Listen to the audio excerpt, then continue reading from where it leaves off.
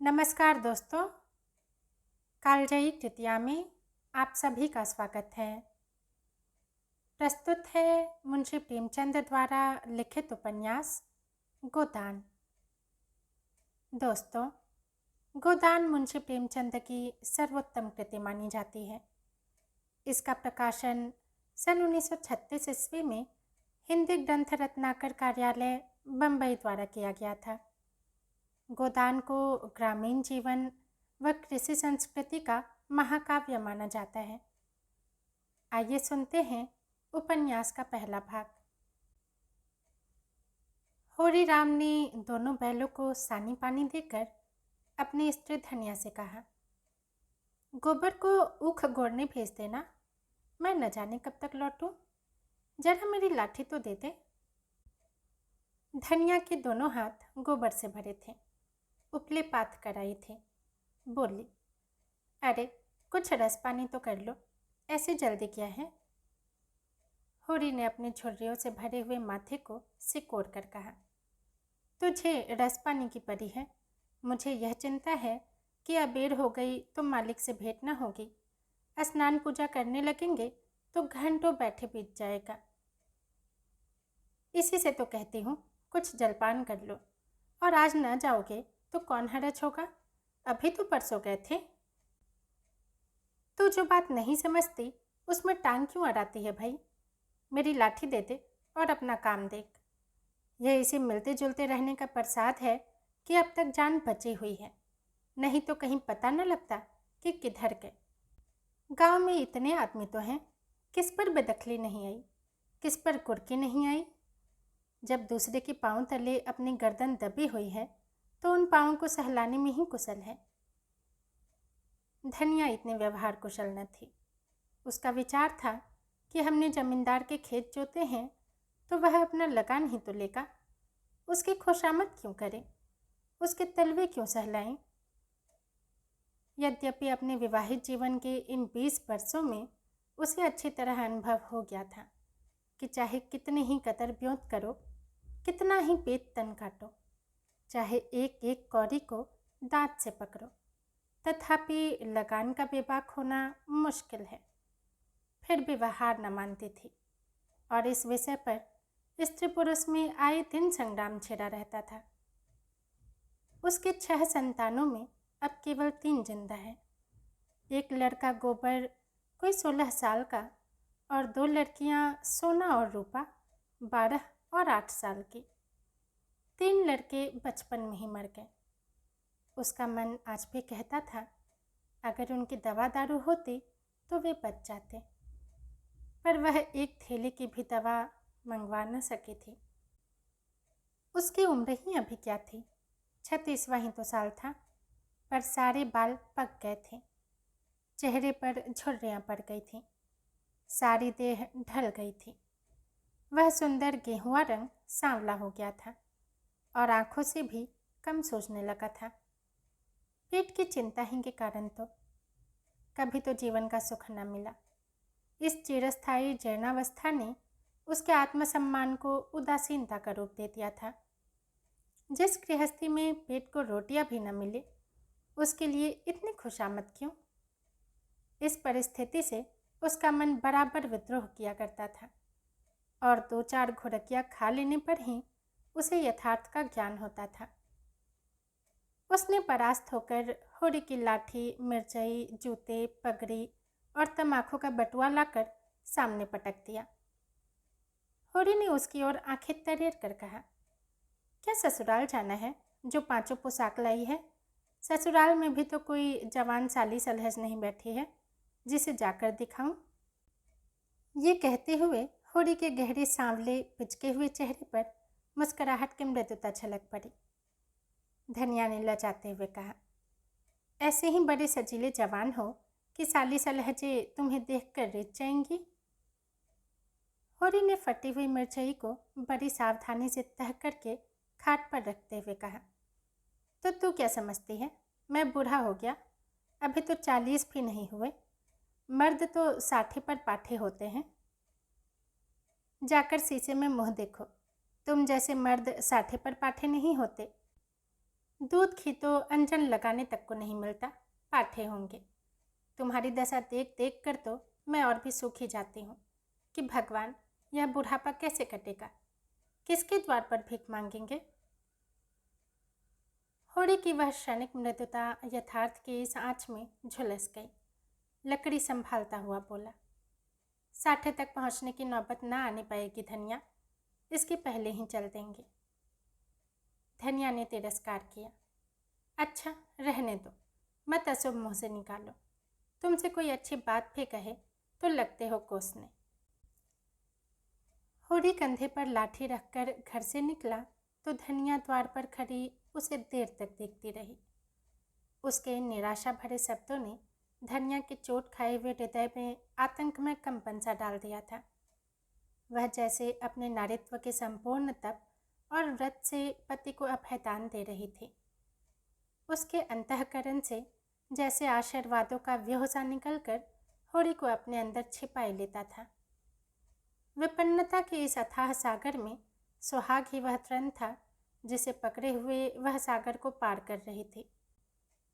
इन असंगत शब्दों ने यथार्थ के निकट होने पर भी मानो झटका देकर उसके हाथ से वह तिनकी का सहारा छीन लेना चाहा, बल्कि यथार्थ के निकट होने के कारण ही उनमें इतनी वेदना शक्ति आ गई थी। काना कहने से काने को जो दुख होता है वह क्या दो आंखों वाले आदमी को हो सकता है। होड़ी कदम बढ़ाए चला जाता था।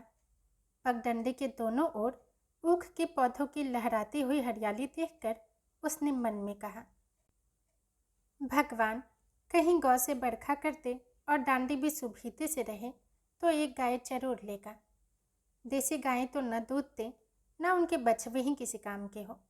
बहुत हुआ तो तेली के कोल्हों में चले। नहीं, वह पछाई गाय लेगा, उसकी खूब सेवा करेगा। कुछ नहीं तो 4-5 सेर दूध होगा।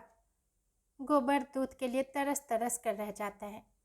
इस उम्र में न खाया पिया तो फिर कब खाएगा। साल भर भी दूध पी ले तो देखने लायक हो जाए।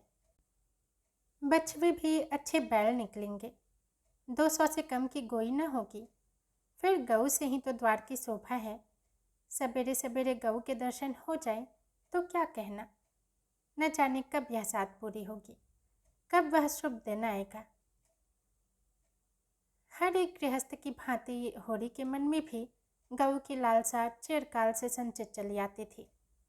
यही उसके जीवन का सबसे बड़ा स्वप्न, सबसे बड़ी साध थी। बैंक के सूद से चैन करने या जमीन खरीदने या महल बनवाने की विशाल आकांक्षाएं उसके नन्हे से हृदय में कैसे समाती। जेठ का सूर्य आमों के झुरमुट से निकलकर आकाश पर छाई हुई लालिमा को अपने रजत प्रताप से तेज प्रदान करता हुआ ऊपर चढ़ रहा था और हवा में गर्मी आने लगी थी।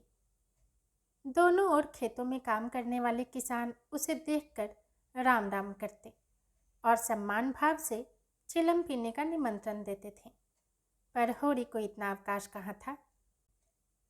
उसके अंदर बैठे हुए सम्मान लालसा ऐसा आदर पाकर उसके सूखे मुख पर गर्व की झलक पैदा कर रही थी। मालिकों से मिलते जुलते रहने का ही तो यह प्रसाद है कि सब उसका आदर करते हैं, नहीं तो उसे कौन पूछता। 5 बीघे के किसान की बिसात ही क्या। यह कम आदर नहीं है कि 3-3, 4-4 हल वाले महतो भी उसके सामने सिर झुकाते हैं। अब वह खेतों के बीच की पगडंडी छोड़कर एक खलेटी में आ गया था, जहाँ बरसात में पानी भर जाने के कारण तरी रहती थी और जेठ में कुछ हरियाली नजर आती थी। आसपास के गांवों की गौवें यहाँ चरने आया करती थीं। उस उमस में भी यहाँ की हवा में कुछ ताजगी, कुछ ठंडक थी। होड़ी ने 2-3 सांसें जोर से ली। उसके जी में आया कुछ देर यहीं बैठ जाए। दिन भर तो लू लपट में मरना है ही। कई किसान इस गड्ढे का पट्टा लिखवाने को तैयार थे, अच्छी रकम देते थे। पर ईश्वर भला करे राय साहब का कि उन्होंने साफ कह दिया, यह जमीन जानवरों की चराई के लिए छोड़ दी गई है और किसी दाम पर भी न उठाई जाएगी। कोई स्वार्थी जमींदार होता तो कहता, गाय जाए भाड़ में, हमें रुपए मिलते हैं, क्यों छोड़े। पर राय साहब अभी तक पुरानी मर्यादा निभाते आते थे। जो मालिक प्रजा को न पाले वह भी कोई आदमी है। सहसा उसने देखा भोला अपनी गाय लिए इसी तरफ चला आ रहा है। भोला इसी गांव से मिले हुए पूर्वी का ग्वाला था और दूध मक्खन का व्यवसाय करता था। अच्छा दाम मिल जाने पर कभी कभी किसानों के हाथ गायें बेच भी देता था। होरी का मन उन गायों को देखकर ललचा गया। अगर भोला वह आगे वाली गाय उसे दे दे तो क्या कहना, रुपए आगे पीछे देता रहेगा। वह जानता था घर में रुपए नहीं है, अभी तक लगान नहीं चुकाया जा सका। विशेषर शाह का देना भी बाकी है, जिस पर आने रुपए का सूद चढ़ रहा है। लेकिन दरिद्रता में जो एक प्रकार की अदूरदर्शिता होती है, वह निर्लज्जता जो तकाजे, गाली और मार से भी भयभीत नहीं होती, उसने उसे प्रोत्साहित किया। बरसों से जो साध मन को आंदोलित कर रही थी, उसने उसे विचलित कर दिया। भोला के समीप जाकर बोला, राम राम भोला भाई, कहो क्या रंग ढंग है? सुना है अब के मेले से नई गाय लाए हो। भोला ने रुखाई से जवाब दिया। होरी के मन की बात उसने ताड़ ली थी। हाँ, 2 बच्चे और 2 गाय लाया। पहले वाली गाय सब सूख गई थी, बंद थी, पर दूध न पहुँचे तो गुजर कैसे हो। होरी ने आगे वाली गाय के पुट्टे पर हाथ रख कर कहा, दुधारू तो मालूम होती है, कितने मिली? भोला ने शान जमाई, अब की बाजार तेज रहा महतो, इसके 80 रुपए देने पड़े। आंखें निकल गईं।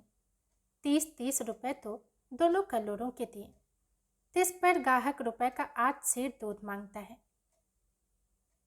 बड़ा भारी कलेजा है तुम लोगों का भाई, लेकिन फिर लाए भी तो हो वह माल कि यहाँ 10-5 गाँव में तो किसी के पास निकलेगी ही नहीं। भोला पर नशा चढ़ने लगा। बोला, राय साहब इसके 100 रुपये देते थे, दोनों कलोरों के 50-50 रुपये, लेकिन हमने न दिए। भगवान ने चाहा तो 100 रुपये इसी ब्यात में कमा लूँगा। इसमें क्या संदेह है भाई, मालिक क्या खा के लेंगे? नजराने में मिल जाए तो भले ले ले। यह तुम ही लोगों का गुर्दा है कि अंजलि भर रुपए तक देर के भरोसे गिन देते हो। यही जी चाहता है कि इसके दर्शन करता रहो। धन्य है तुम्हारा जीवन कि गौओं की इतनी सेवा करते हो। हमें तो गाय का गोबर भी मैसर नहीं। गिरस्त के घर में एक गाय भी ना हो तो कितनी लज्जा की बात है। साल के साल बीत जाते हैं, गोरस के दर्शन नहीं होते। घर वाली बार बार कहती है, भोला भैया से क्यों नहीं कहते? मैं कह देता हूँ, कभी मिलेंगे तो कहूँगा। तुम्हारे स्वभाव से बड़ी प्रसन्न रहती है। कहती है, ऐसा मर्द ही नहीं देखा कि जब बातें करेंगे नीची आंखें करके कभी सिर नहीं उठाते। भोला पर जो नशा चढ़ रहा था उसे इस भरपूर प्याले ने और गहरा कर दिया। बोला, आदमी वही है जो दूसरों की बहू बेटी को अपनी बहू बेटी समझे। जो दुष्ट किसी की मेहरिया की ओर ताके उसे गोली मार देना चाहिए।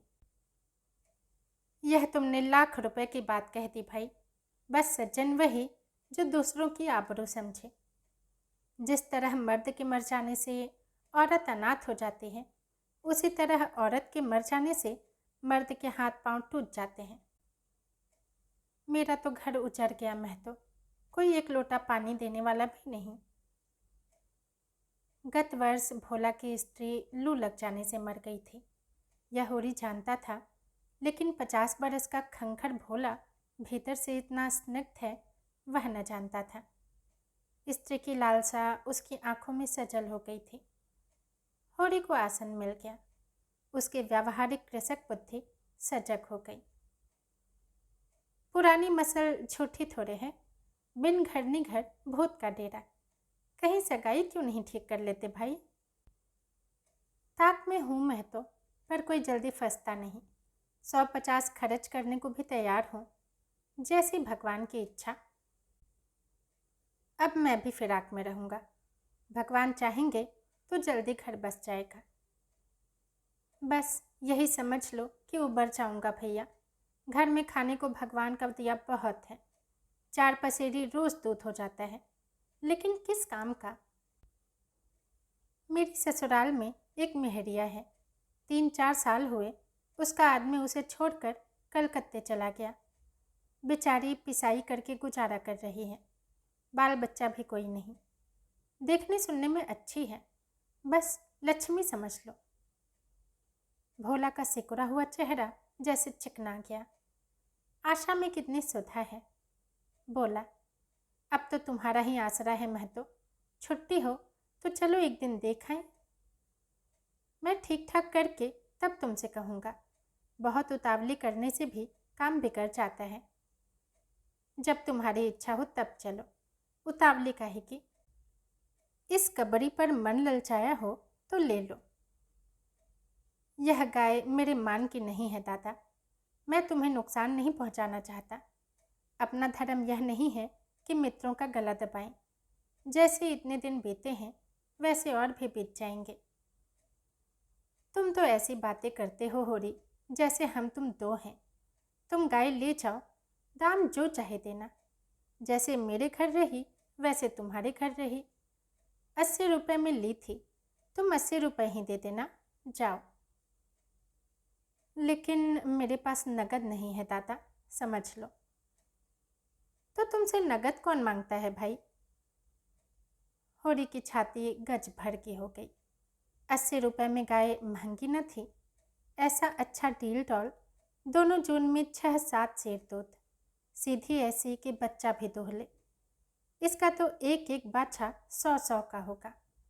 द्वार पर बंधेगी तो द्वार की शोभा बढ़ जाएगी। उसे अभी कोई 400 रुपये देने थे, लेकिन उधार को वह एक तरह से मुफ्त समझता था। कहीं भोला की सगाई ठीक हो गई तो 1-2 साल तो वह बोलेगा ही नहीं। सगाई न भी हुई तो होरी का क्या बिगड़ता है। यही तो होगा, भोला बार बार तगादा करने आएगा, बिगड़ेगा, गालियाँ देगा।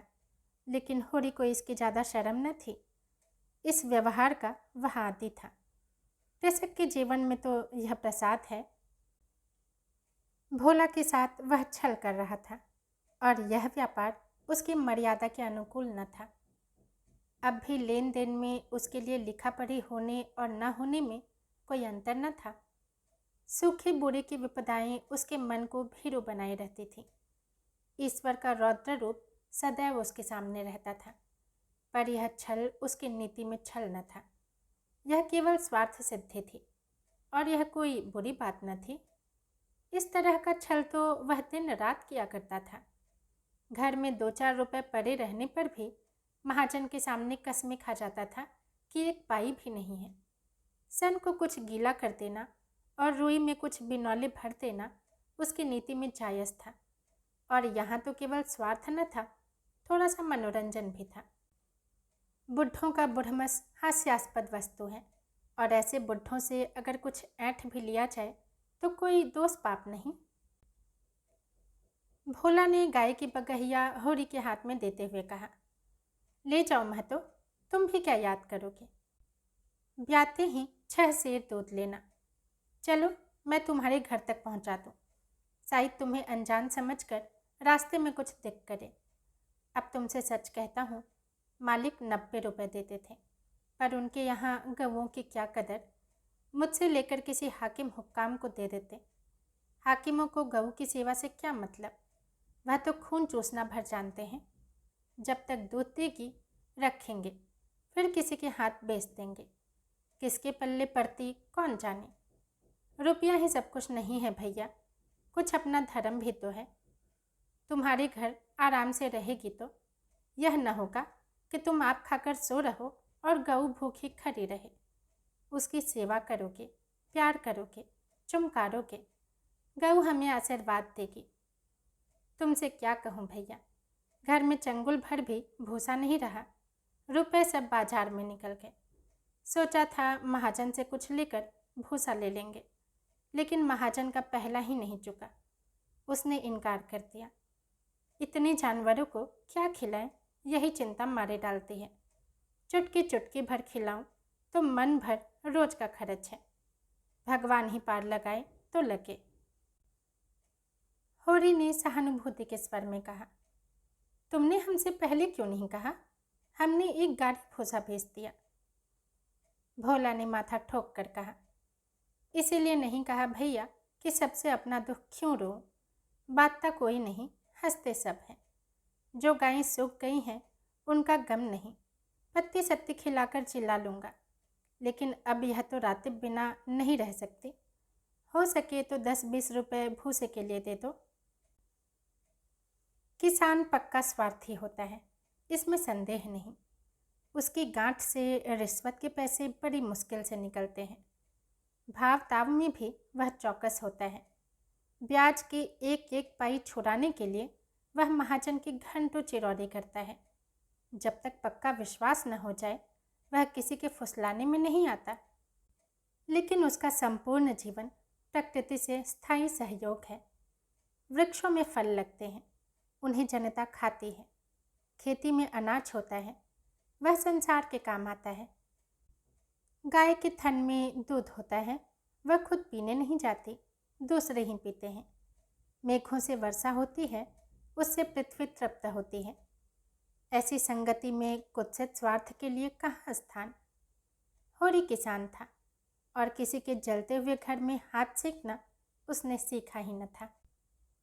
भोला की संकट कथा सुनते ही उसकी मनोवृत्ति बदल गई। पगहिया को भोला के हाथ में लौटाता हुआ बोला, रुपए तो दादा मेरे पास नहीं है। हाँ, थोड़ा सा भूसा बचा है, वह तुम्हें दे दूँगा। चल कर उठवा लो। भूसे के लिए तुम गाय बेचोगे और मैं लूँगा, मेरे हाथ न कट जाएंगे। भोला ने आर्द्र कंठ से कहा, तुम्हारे बैल भूखों न मरेंगे? तुम्हारे पास भी ऐसा कौन सा बहुत सा भूसा रखा है? नहीं दादा, अब की भूसा अच्छा हो गया था। मैंने तुमसे नाहक भूसे की चर्चा की। तुम न कहते और पीछे से मुझे मालूम होता तो मुझे बड़ा रंज होता कि तुमने मुझे इतना गैर समझ लिया। अवसर पड़ने पर भाई की मदद भाई न करे तो काम कैसे चले? मुदा यह गाय तो लेते जाओ।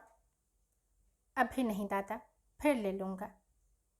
तो भूसे के दाम दूध में कटवा लेना। होरी ने दुखित स्वर में कहा, दाम कौड़ी की इसमें कौन बात है दादा? मैं 1-2 जून तुम्हारे घर खा लूँ तो तुम मुझसे दाम मांगोगे। लेकिन तुम्हारे बैल भूखों मरेंगे कि नहीं? भगवान कोई ना कोई सबेल निकालेंगे ही। आषाढ़ सिर पर है, कड़वी बोलूँगा। मगर यह गाय तुम्हारी हो गई। जिस दिन इच्छा हो आकर ले जाना। किसी भाई का लीलाम पर चढ़ा हुआ बैल लेने में जो पाप है वह इस समय तुम्हारी गाय लेने में है। होरी में बाल की खाल निकालने की शक्ति होती तो वह खुशी से गाय लेकर घर की राह लेता। भोला जब नकद रुपए नहीं मांगता तो स्पष्ट था कि वह भूसे के लिए गाय नहीं बेच रहा है, बल्कि इसका कुछ और आशय है। लेकिन जैसे पत्तों के खड़कने पर घोड़ा अकारण ही ठिठक जाता है और मारने पर भी आगे कदम नहीं उठाता, वही दशा होरी की थी। संकट की चीज़ लेना पाप है, यह बात जन्म जन्मांतरों से उसकी आत्मा का अंश बन गई थी। भोला ने गदगद कंठ से कहा, तो किसी को भेज दो भूसे के लिए। होरी ने जवाब दिया, अभी मैं राय साहब की ड्योढ़ी पर जा रहा हूँ, वहाँ से घड़ी भर में लौटूंगा, तभी किसी को भेजना। भोला की आंखों में आंसू भर आए। बोला, तुमने आज मुझे उबार लिया होरी भाई। मुझे अब मालूम हुआ कि मैं संसार में अकेला नहीं हूँ, मेरा भी कोई हितू है। एक क्षण के बाद उसने फिर कहा, उस बात को भूल न जाना। होरी आगे बढ़ा तो उसका चित्त प्रसन्न था। मन में एक विचित्र स्फूर्ति हो रही थी। क्या हुआ, 10-5 मन भूसा चला जाएगा। बेचारे को संकट में पड़कर अपनी गाय तो न बेचनी पड़ेगी। जब मेरे पास चारा हो जाएगा तब गाय खोल लाऊंगा। भगवान करे मुझे कोई मेहरिया मिल जाए, फिर तो कोई बात ही नहीं। उसने पीछे फिर कर देखा। कबरी गाय पूछ से मक्खियाँ उड़ाती, सिर हिलाती, मस्तानी मंद गति से झूमती चली जाती थी, जैसे बांदियों के बीच में कोई रानी हो। कैसा शुभ होगा वह दिन जब यह कामधेनु उसके द्वार पर बंधेगी। सिमरी और बिलारी दोनों अवध प्रांत के गांव हैं। जिले का नाम बताने की कोई ज़रूरत नहीं। होरी बिलारी में रहता है, राय साहब अमरपाल सिंह सेमरी में। बेलारी और सेमरी दोनों गांवों में केवल 5 मील का अंतर है। पिछले सत्याग्रह संग्राम में राय साहब ने बड़ा यश कमाया था। काउंसिल की मेंबरी छोड़कर जेल चले गए थे। तब से उनके इलाके के असामियों को उनसे बड़ी श्रद्धा हो गई थी। यह नहीं कि उनके इलाके में असामियों के साथ कोई खास रियायत की जाती हो या डांड और बेगार की कड़ाई कुछ कम हो, मगर यह सारी बदनामी मुख्तारों के सिर जाती थी। राय साहब की कीर्ति पर कोई कलंक न लग सकता था। वह बेचारे भी तो उसी व्यवस्था के गुलाम थे। जाब्ते का काम तो जैसे होता चला आया है वैसा ही होगा। राय साहब की सज्जनता उस पर कोई असर न डाल सकती थी। इसलिए आमदनी और अधिकार में जौ भर भी कमी न होने पर भी उनका यश मानो बढ़ गया था। असामियों से वह हंसकर बोल लेते थे, यही क्या कम है, सिंह का काम तो शिकार करना होता है। अगर वह गरजने और गुर्राने के बदले मीठी बोली बोल सकता तो उसे घर बैठे मनमाना शिकार मिल जाता। शिकार की खोज में उसे जंगल में न भटकना पड़ता। राय साहब राष्ट्रवादी होने पर भी हुक्काम से मेलजोल बनाए रखते थे। उनकी नजरें और डालियाँ और कर्मचारियों की दस्तूरियाँ जैसे कि तैसी चली आती थीं।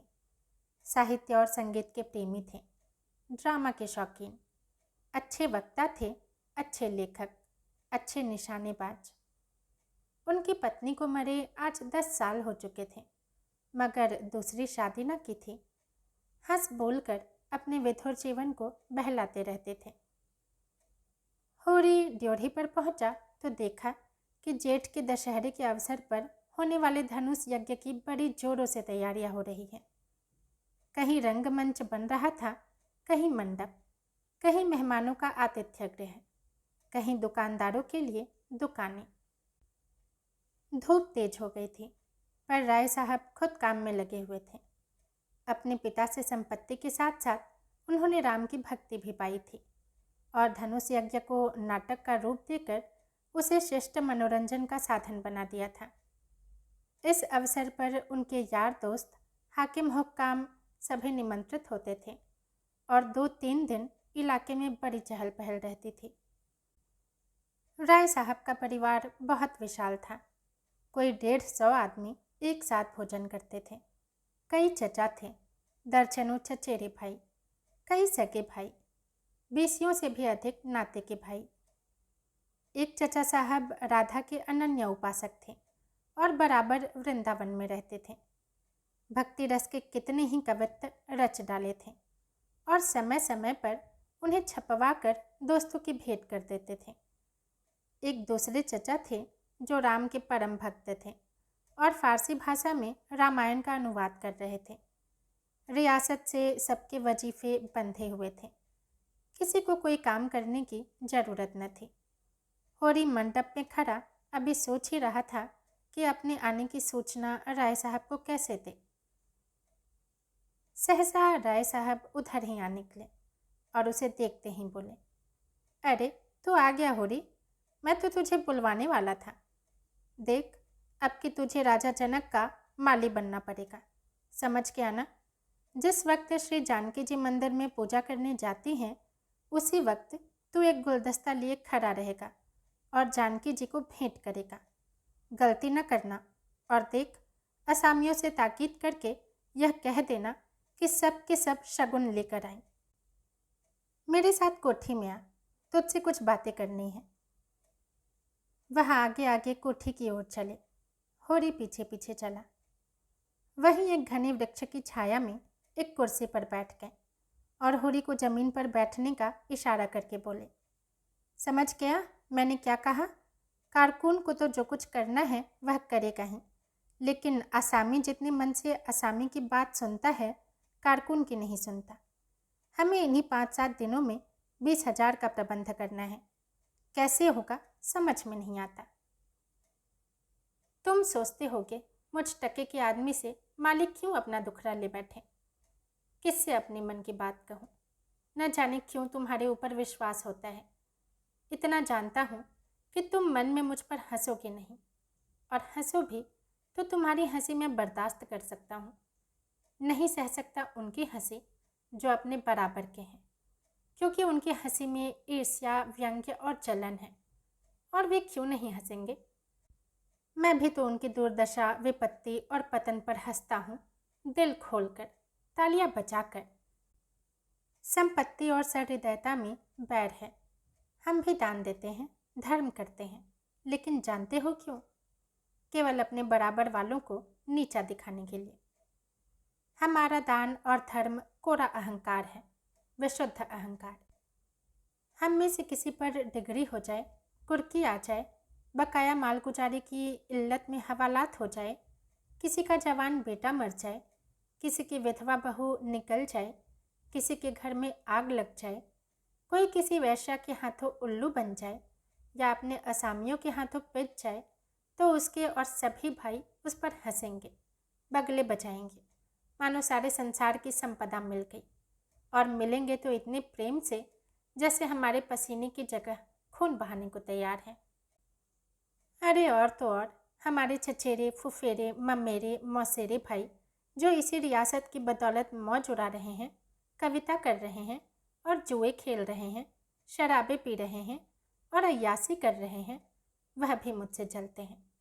आज मर जाऊं तो घी के चिराग जलाएं। मेरे दुख को दुख समझने वाला कोई नहीं। उनकी नज़रों में मुझे दुखी होने का कोई अधिकार ही नहीं है। मैं अगर रोता हूँ तो दुख की हंसी उड़ाता हूँ। मैं अगर बीमार होता हूँ तो मुझे सुख होता है। मैं अगर अपना ब्याह करके घर में कलह नहीं बढ़ाता तो यह मेरी नीच स्वार्थ पड़ता है। अगर ब्याह कर लूँ तो वह विलासांधता होगी। अगर शराब नहीं पीता तो मेरी कंजूसी है। शराब पीने लगूँ तो वह प्रजा का रक्त होगा। अगर अय्यासी नहीं करता तो अरसिक हूँ। अय्यासी करने लगूँ तो फिर कहना ही क्या। इन लोगों ने मुझे भोग विलास में फंसाने के लिए कम चालें नहीं चली, अब तक चलते जाते हैं। उनकी यही इच्छा है कि मैं अंधा हो जाऊं और ये लोग मुझे लूट लें, और मेरा धर्म यह है कि सब कुछ देख कर भी कुछ न देखूं, सब कुछ जान कर भी गधा बना रहूं। राय साहब ने गाड़ी को आगे बढ़ाने के लिए 2 बीड़ी पान खाए और होरी के मुंह की ओर ताकने लगे, जैसे उसके मनोभावों को पढ़ना चाहते हो। होरी ने साहस बटोर कर कहा, हम समझते थे कि ऐसी बातें हम ही लोगों में होती हैं, पर जान पड़ता है बड़े आदमियों में भी उनकी कमी नहीं है। राय साहब ने मुंह में पान भर कर कहा, तुम हमें बड़ा आदमी समझते हो। हमारे नाम बड़े हैं पर दर्शन छोटे। गरीबों में अगर ईर्ष्या या बैर है तो स्वार्थ के लिए या पेट के लिए। ऐसी ईर्ष्या और बैर को मैं क्षम्य समझता हूँ। हमारे मुंह की रोटी कोई छीन ले तो उसके गले में उंगली डालकर निकालना हमारा धर्म हो जाता है। अगर हम छोड़ दें तो देवता है। बड़े आदमियों की ईर्ष्या और बैर केवल आनंद के लिए है। हम इतने बड़े आदमी हो गए हैं कि हमें नीचता और कुटिलता में ही निस्वार्थ और परम आनंद मिलता है। हम देवतापन के उस दर्जे पर पहुंच गए हैं जब हमें दूसरों के रोने पर हंसी आती है। इसे तुम छोटी साधना मत समझो। जब इतना बड़ा कुटुंब है तो कोई ना कोई तो हमेशा बीमार रहेगा ही, और बड़े आदमियों के रोग भी बड़े होते हैं। वह बड़ा आदमी ही क्या जिसे कोई छोटा रोग हो। मामूली ज्वर भी आ जाए तो हमें सरसाम की दवा दी जाती है। मामूली फुंसी भी निकल आए तो वह जहरबाद बन जाती है। अब छोटे सर्जन और मंझोले सर्जन और बड़े सर्जन तार से बुलाए जा रहे हैं। मसीहुल मुल्क को लाने के लिए दिल्ली आदमी भेजा जा रहा है। भिसगाचार्य को लाने के लिए कलकत्ता। उधर देवालय में दुर्गा पाठ हो रहा है और ज्योतिषाचार्य कुंडली का विचार कर रहे हैं, और तंत्र के आचार्य अपने अनुष्ठान में लगे हुए हैं। राजा साहब को यमराज के मुंह से निकालने के लिए दौड़ लगी हुई है। वैद्य और डॉक्टर इस ताक में रहते हैं कि कब इनके सिर में दर्द हो और कब उनके घर में सोने की वर्षा हो। ये रुपए तुमसे और तुम्हारे भाइयों से वसूल किए जाते हैं, भाले की नोक पर। मुझे तो यही आश्चर्य होता है कि क्यों तुम्हारी आहों का दावा नल हमें भस्म नहीं कर डालता। मगर नहीं, आश्चर्य की कोई बात नहीं। भस्म होने में तो बहुत देर नहीं लगती, वेदना भी थोड़ी ही देर की होती है। हम जौ जौ, अंगुल अंगुल और पोर पोर भस्म हो रहे हैं। उस हाहाकार से बचने के लिए हम पुलिस की, हुक्काम की, अदालत की, वकीलों की शरण लेते हैं और रूपवती स्त्री की भांति सभी के हाथों का खिलौना बनते हैं। दुनिया समझती है हम बड़े सुखी हैं। हमारे पास इलाके, महल, सवारियां, नौकर चाकर, कर्ज, वेश्याएं क्या नहीं हैं। लेकिन जिसकी आत्मा में बल नहीं, अभिमान नहीं, वह और चाहे कुछ हो, आदमी नहीं है। जिसे दुश्मन के भय के मारे रात को नींद ना आती हो, जिसके दुख पर सब हंसे और रोने वाला कोई न हो, जिसकी चोटी दूसरों के पैरों के नीचे दबी हो, जो भोग विलास के नशे में अपने को बिल्कुल भूल गया हो, जो हुक्काम के तलवे चाटता हो और अपने अधीनों का खून चूसता हो, मैं उसे सुखी नहीं कहता। वह तो संसार का सबसे अभागा प्राणी है। साहब शिकार खेलने आए या दौरे पर, मेरा कर्तव्य है कि उनके दुम के पीछे लगा रहूं। उनकी भौहों पर शिकन पड़ी तो हमारे प्राण सुख हैं। उन्हें प्रसन्न करने के लिए हम क्या नहीं करते। मगर वह पचड़ा सुनाने लगो तो शायद तुम्हें विश्वास न आए। डालियों और रिश्वतों तक तो खैर गनीमत है, हम सिजदे करने को भी तैयार रहते हैं। मुफ्तखोरी ने हमें अपंग बना दिया है। हमें अपने पुरुषार्थ पर लेश मात्र भी विश्वास नहीं। केवल अफसरों के सामने दुम हिला हिला कर किसी तरह उनके कृपा पात्र बने रहना और उनकी सहायता से अपनी प्रजा पर आतंक जमाना ही हमारा उद्यम है। पिछलग्गुओं की खुशामदियों ने हमें इतना अभिमानी, इतना तुनक मिजाज बना दिया है कि हम में शील, विनय और सेवा का लोप हो गया है। मैं तो कभी कभी सोचता हूँ कि अगर सरकार हमारे इलाके छीन कर हमें अपनी रोजी के लिए मेहनत करना सिखा दे तो हमारे साथ महान उपकार करे। और यह तो निश्चय है कि अब सरकार भी हमारी रक्षा न करेगी। हमसे अब उसका कोई स्वार्थ नहीं निकलता।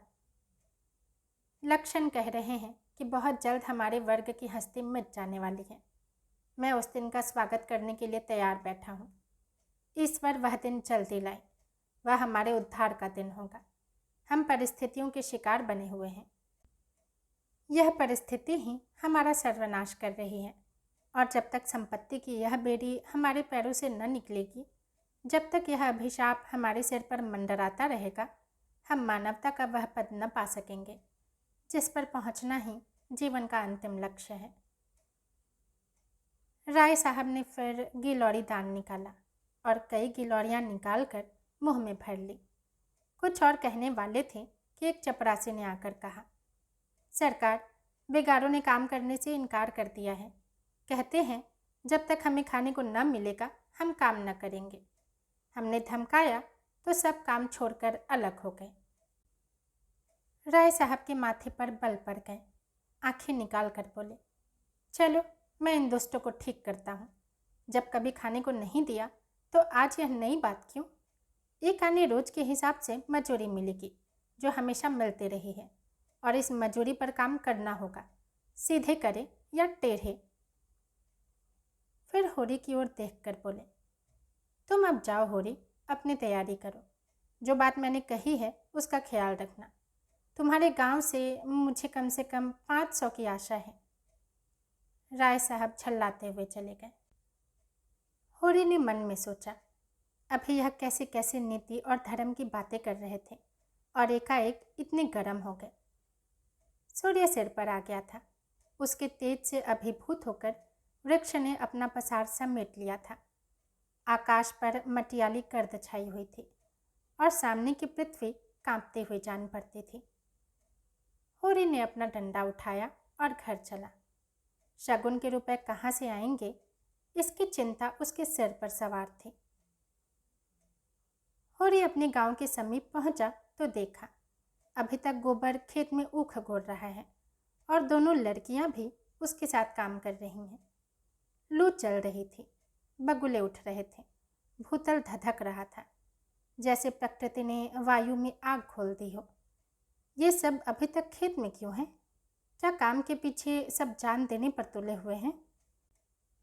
वह खेत की ओर चला और दूर ही से चिल्लाकर कहा, आता क्यों नहीं गोबर? क्या काम ही करता रहेगा? दोपहर ढल गई, कुछ सोचता है कि नहीं? उसे देखते ही तीनों ने कुदाले उठा ली और उसके साथ हो लिए।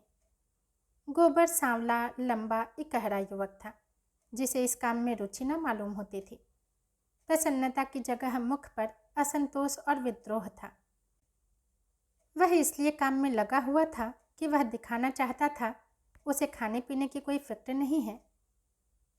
बड़ी लड़की सोना लज्जाशील कुमारी थी, सांवली, सुडौल, प्रसन्न और चपल।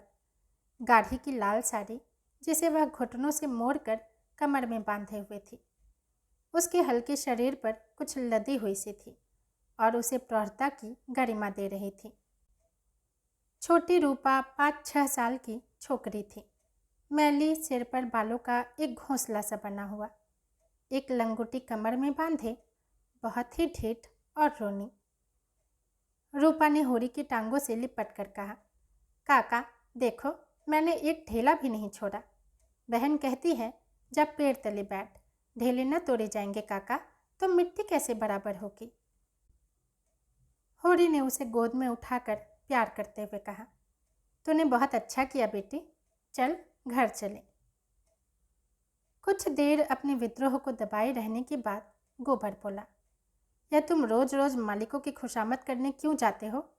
बाकी न चुके तो प्यादा आकर गालियाँ सुनाता है, बेगारती नहीं पड़ती है, नजर नजराना सब तो हमसे भराया जाता है, फिर किसी की क्यों सलामी करो? इस समय यही भाव होरी के मन में भी आ रहे थे, लेकिन लड़के के इस विद्रोह भाव को दबाना जरूरी था। बोला, सलामी करने न जाए तो रहे कहाँ?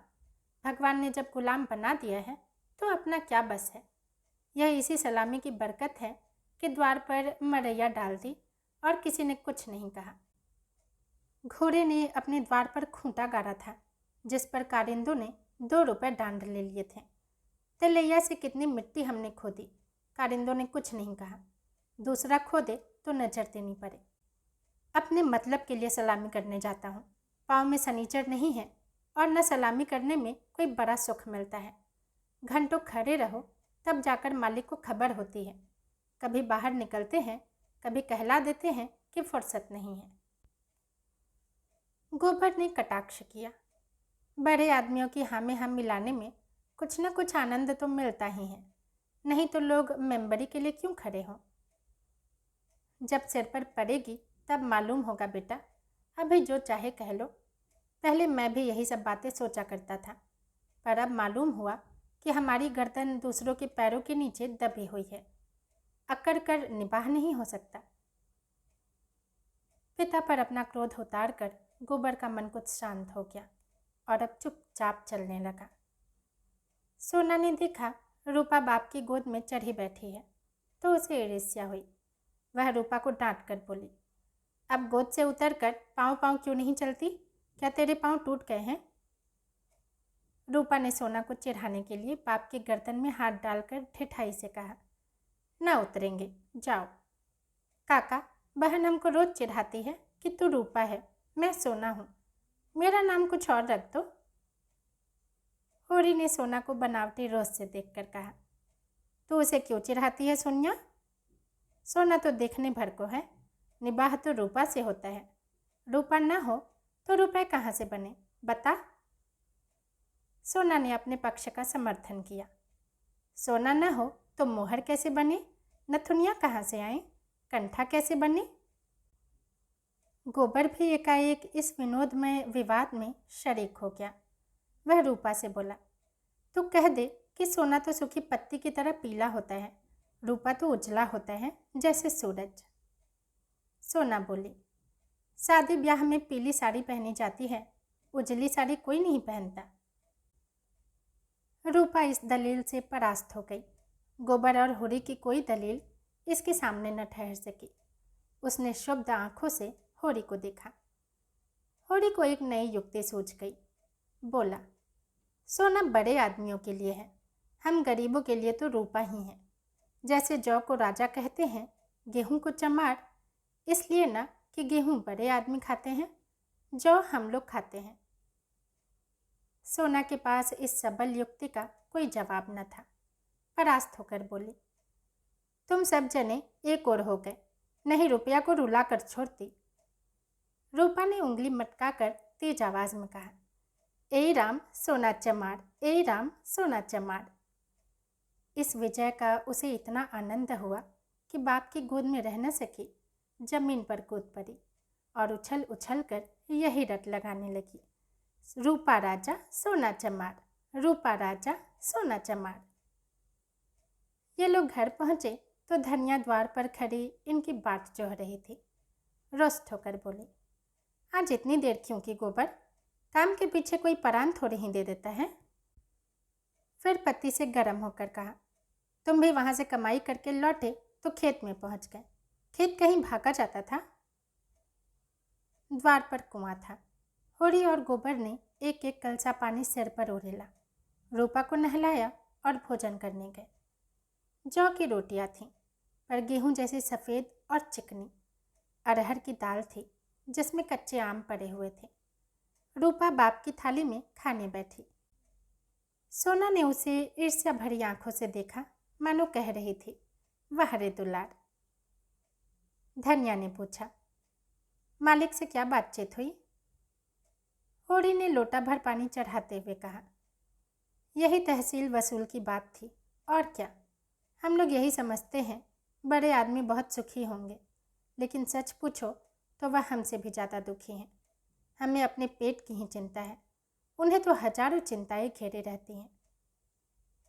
राय साहब ने और क्या क्या कहा था वह कुछ होरी को याद न था। उस सारे कथन का खुलासा मात्र उसके स्मरण में चिपका हुआ रह गया था। गोबर ने व्यंग्य किया, तो फिर अपना इलाका हमें क्यों नहीं दे देते। हम अपने खेत, बैल, हल, कुदाल सब उन्हें देने को तैयार हैं, करेंगे बदला। यह सब धूर्तता है, निरी मोट मर्दी। जिसे दुख होता है वह दर्जनों मोटरें नहीं रखता, महलों में नहीं रहता, हलवा पूरी नहीं खाता और न नाच रंग में लिप्त रहता है। मैं जिसे राज का सुख भोग रहे हैं उस पर दुखी हैं। होरी ने झुंझलाकर कहा, अब तुमसे बहस कौन करे भाई। यह जात किसी से छोड़ी जाती है कि वह छोड़ देंगे। हम ही को खेती से क्या मिलता है, एक आने नफरी की मजूरी भी तो नहीं पड़ती। जो 10 रुपये महीने का भी नौकर है वह भी हमसे अच्छा खाता पहनता है, लेकिन खेतों को छोड़ा तो नहीं जाता। खेती छोड़ दे तो और करें क्या, नौकरी कहीं मिलती है, फिर मर्जाद भी तो पालना ही पड़ता है।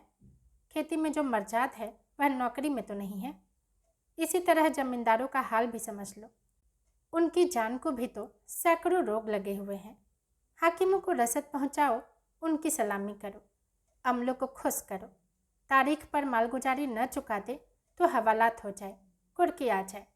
हमें तो कोई हवालात नहीं ले जाता, हमें 2-4 गालियां घुड़कियां ही तो मिलकर रह जाती हैं। गोबर ने प्रतिवाद किया, यह सब कहने की बातें हैं। हम लोग दाने दाने को मोहताज हैं, देह पर साबित कपड़े नहीं हैं। चोटी का पसीना एड़ी तक आता है, तब भी गुजर नहीं होता। उन्हें क्या, मजे से गद्दी मसनद लगाए बैठे हैं, सैकड़ों नौकर चाकर हैं, हजारों आदमियों पर हुकूमत है। रुपए न जमा होते हों पर सुख तो सभी तरह का भोगते हैं। धन लेकर आदमी और करता क्या है। तुम्हारी समझ में हम और वह बराबर हैं। भगवान ने तो सबको बराबर ही बनाया है। यह बात नहीं है बेटा, छोटे बड़े भगवान के घर से बनकर आते हैं। संपत्ति बड़ी तपस्या से मिलती है। उन्होंने पूर्व जन्म में जैसे कर्म किए हैं उनका आनंद भोग रहे हैं। हमने कुछ नहीं सचा तो भोगे क्या। यह सब मन को समझाने की बातें हैं। भगवान सबको बराबर बनाते हैं। यहाँ जिसके हाथ में लाठी है वह गरीबों को कुचलकर बड़ा आदमी बन जाता है। यह तुम्हारा भरम है बेटा। मालिक आज भी 4 घंटे रोज भगवान का भजन करते हैं। किसके बल पर यह भजन भाव और दान धर्म होता है? अपने बल पर नहीं, किसानों के बल पर और मजदूरों के बल पर। यह पाप का धन पचे कैसे, इसीलिए दान धर्म करना पड़ता है। भगवान का भजन भी इसीलिए होता है। भूखे नंगे रहकर भगवान का भजन करें तो हम भी देखें। हमें कोई दोनों जून खाने को दे तो हम आठों पहर भगवान का जाप ही करते रहें। एक दिन खेत में ऊख गोड़ना पड़े तो सारी भक्ति भूल जाए। होरी ने हार कर कहा, अब तुम्हारे मुँह कौन लगे भाई, तुम तो भगवान की लीला में भी टांग अड़ाते हो।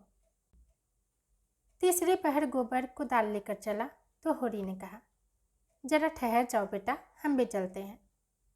तब तक थोड़ा सा भूसा निकाल कर रख दो, मैंने भोला को देने को कहा है, बेचारा आजकल बहुत तंग है।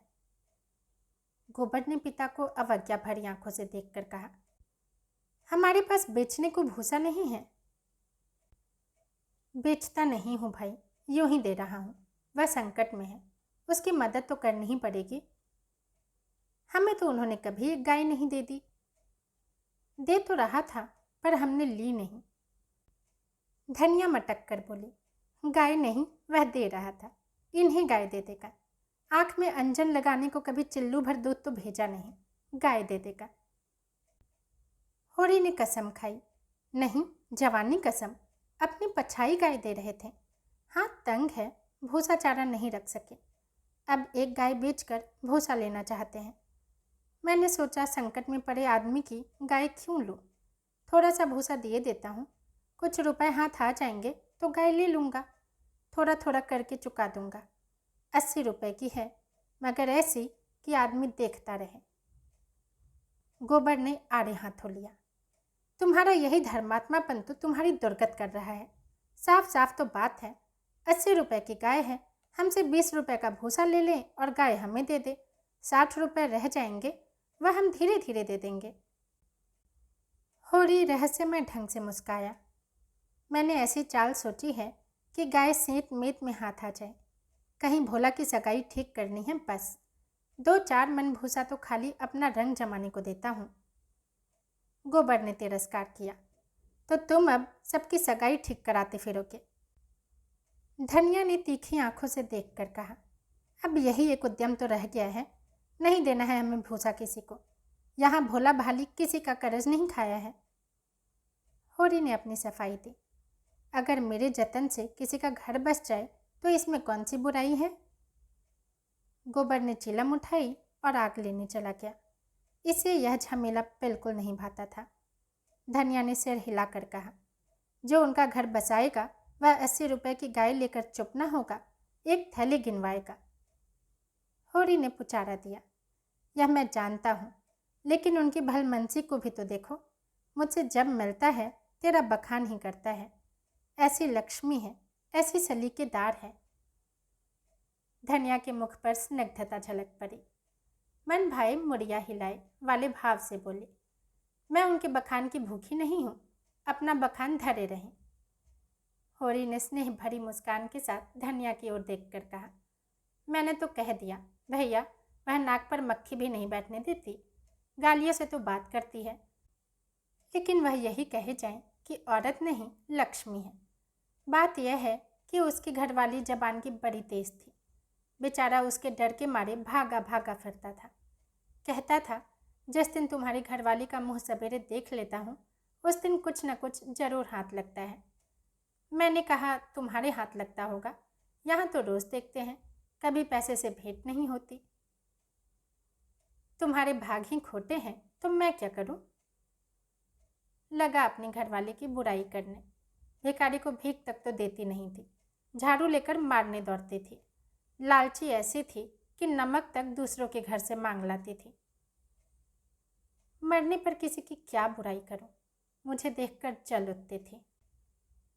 भोला बड़ा गमखोर था कि उसके साथ निबाह कर लिया, कोई दूसरा होता तो जहर रखकर मर जाता। मुझसे 10 साल बड़े होंगे भोला, पर राम राम पहले ही करते हैं। तो क्या कहते थे कि जिस दिन तुम्हारी घरवाली का मुंह देख लेता हूँ तो क्या होता है, उस दिन भगवान कहीं न कहीं से कुछ भेज देते हैं। बहुएं भी तो उसकी वैसे ही चटोरी नाई हैं, अब कि सबों ने 2 रुपए के खरबूजे उधार खा डाले, उधार मिल जाए तो फिर उन्हें चिंता नहीं होती कि देना भी पड़ेगा या नहीं। और भोला रोते काहे को हैं। गोबर आकर बोला, भोला दादा आप पहुँचे, मन दो मन भूसा है वह उन्हें दे दो, फिर उनकी सगाई ढूंढने निकलो। धनिया ने समझाया।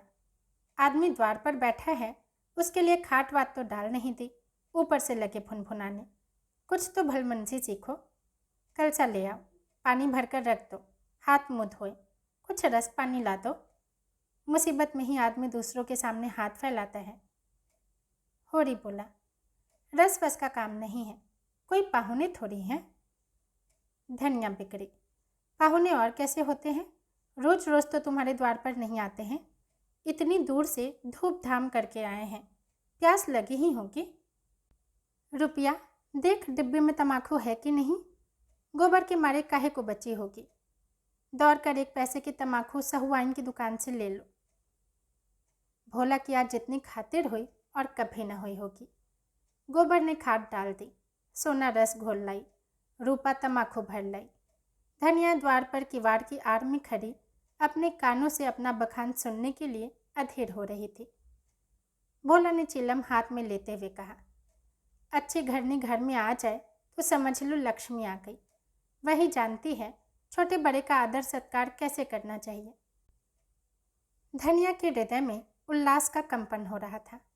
चिंता, निराशा और अभाव से आहत आत्मा इन शब्दों में एक कोमल शीतल स्पर्श का अनुभव कर रही थी। होरी जब भोला का खांचा उठाकर भूसा लाने अंदर चला तो धनिया भी उसके पीछे पीछे चली। होरी ने कहा, जाने कहाँ से इतना बड़ा खांचा मिल गया, किसी भरभूजे से मांग लिया होगा। मन भर से कम में न भरेगा, 2 खांचे भी दिए तो 2 मन निकल जाएंगे। धनिया फूली हुई थी, मलामत की आंखों से देखते हुए बोली, या तो किसी को न्योता न दो और दो तो भर पेट खिलाओ। तुम्हारे पास फूल पत्र लेने थोड़े ही आए हैं कि चंगेरी लेकर चलते। देते ही हो तो 3 खांचे दे दो। भला आदमी लड़कों को क्यों नहीं लाया? अकेले कहाँ तक ढोएगा, जान निकल जाएगी। 3 खांचे तो मेरे दिए न दिए जाएंगे। तब क्या 1 खांचा देकर टालोगे? गोबर से कह दो अपना खांचा भरकर उनके साथ चला जाए। गोबर ऊख कोड़ने जा रहा है, एक दिन न गोड़ने से ऊख सूख न जाएगी। यह तो उनका काम था कि किसी को अपने साथ ले लेते। भगवान के लिए 2-2 बेटे हैं। न होंगे घर पर, दूध लेकर बाजार गए होंगे। यह तो अच्छी दिल लगी है कि अपना माल भी दो और उसे घर तक पहुंचा भी दो। लादते लदाते लादने वाला साथ करते। अच्छा भाई, कोई मत जाए, मैं पहुंचा दूंगी। बड़ों की सेवा करने में लाज नहीं है। तो 3 खांचे उन्हें दे दो और अपने बैल क्या खाएंगे? यह सब तो न्योता देने के पहले सोच लेना था। ना हो तुम और गोबर दोनों जने चले जाओ। मुरव्वत की तरह की जाती है, अपना घर उठाकर नहीं दे दिया जाता। अभी जमींदार का प्यादा आ जाए तो अपने सिर पर भूसा लाद कर पहुंचाओगे तुम, तुम्हारा लड़का लड़की सब, और वहां शायद मन 2 मन लकड़ी भी फाड़नी पड़े। जमींदार की बात और है धनिया। हाँ, वह डंडे के जोर से काम लेता है ना। उसके खेत नहीं जोतते। खेत जोतते हैं तो लगान नहीं देते। अच्छा भाई, जान न खा, हम दोनों चले जाएंगे। कहाँ से मैंने इन्हें भूसा देने को कह दिया। या तो चलेगी नहीं, या चलेगी तो दौड़ने लगेगी। तीनों खांचे भूसे से भर दिए गए। गोबर कुढ़ रहा था। उसे अपने बाप के व्यवहार में जरा भी विश्वास न था। वह समझता था यह जहाँ जाते हैं वहीं कुछ न कुछ घर से खो आते हैं। धनिया प्रसन्न थी। रहा होरी, वह धर्म और स्वार्थ के बीच में डूब उतरा रहा था। होरी और गोबर मिलकर एक खांचा बाहर लाए। भोला ने तुरंत अपने अंगोछे का बीड़ा बनाकर उसे सिर पर रखते हुए कहा, मैं इसे रखकर अभी भागा आता हूँ, 1 खांचा और लूँगा। होरी बोला, 1 नहीं, अभी 2 और भरे धरे हैं और तुम्हें ना आना पड़ेगा। मैं और गोबर 1-1 खांचा लेकर तुम्हारे साथ ही चलते हैं। भोला स्तंभित हो गया। होरी उसे अपना भाई बल्कि उससे भी निकट जान पड़ा। उसे अपने भीतर ऐसी तृप्ति का अनुभव हुआ जिसने उसके संपूर्ण जीवन को हरा कर दिया। तीनों भूसा लेकर चले तो राह में बातें होने लगी। भोला ने पूछा, दशहरा आ रहा है, मालिकों के द्वार पर तो बड़ी धूमधाम होगी। हाँ, तंबू सामियाना गड़ गया है। अब की लीला में मैं भी काम करूँगा। राय साहब ने कहा है तुम्हें राजा जनक का माली बनना पड़ेगा। मालिक तुमसे बहुत खुश हैं। उन्हीं की दया है। एक क्षण के बाद भोला ने फिर बोला, शगुन करने के लिए रुपए का कुछ जुगाड़ कर लिया है। माली बन जाने से तो गला न छूटेगा। होरी ने मुंह का पसीना पोंछ कर कहा, उसी की चिंता तो मारे डालती है। दादा, आज तो सब का सब खलिहान में ही तुल गया। जमींदार ने अपना लिया और महाजन ने अपना लिया। मेरे लिए 5 सेर अनाज बच रहा। यह भूसा तो मैंने रातों रात ढोकर छिपा दिया था, नहीं तिनका भी न बचता। जमींदार तो एक ही है, मगर महाजन 3 हैं। सहुआइन अलग और मंगरू अलग और दाता दीन पंडित अलग। किसी का ब्याज भी पूरा न चुका। जमींदार के भी आधे रुपए बाकी पड़ गए। सहुआइन से फिर रुपए उधार लिए तो काम चला। सब तरह किफ़ायत करके देख लिया भैया, कुछ नहीं होता। हमारा जन्म इसीलिए हुआ है कि अपना रक्त बहाएं और बड़ों का घर भरें। मूल का दुगना सूद भर चुका, पर मूल ज्यों का त्यों सिर पर सवार है। लोग कहते हैं खुशी गमी में तीरथ बरत में हाथ बांध कर खर्च करो, मुदा रास्ता कोई नहीं दिखाता। राय साहब ने बेटे के ब्याह में 20,000 लुटा दिए। उनसे कोई कुछ नहीं कहता। मंगरू ने अपने बाप के क्रियाकर्म में 5,000 लगाए। उनसे कोई कुछ नहीं पूछता। वैसे ही मर्जात तो सबकी है। भोला ने करुण भाव से कहा, बड़े आदमियों की बराबरी तुम कैसे कर सकते हो भाई? आदमी तो हम भी हैं। कौन कहता है कि हम तुम आदमी हैं? हम में आदमियत है कहीं? आदमी वह है जिसके पास धन है, अख्तियार है, इल्म है। हम लोग तो बैल हैं और जुतने के लिए पैदा हुए हैं। उस पर एक दूसरे को नहीं देख सकता, एका का नाम नहीं। एक किसान दूसरे के खेत पर न चढ़े तो कोई जागा कैसे करे? प्रेम तो संसार से उठ गया। दोस्तों, उपन्यास का पहला भाग यही समाप्त होता है। अगर पसंद आया हो तो लाइक करें और चैनल को सब्सक्राइब भी ज़रूर करें। धन्यवाद।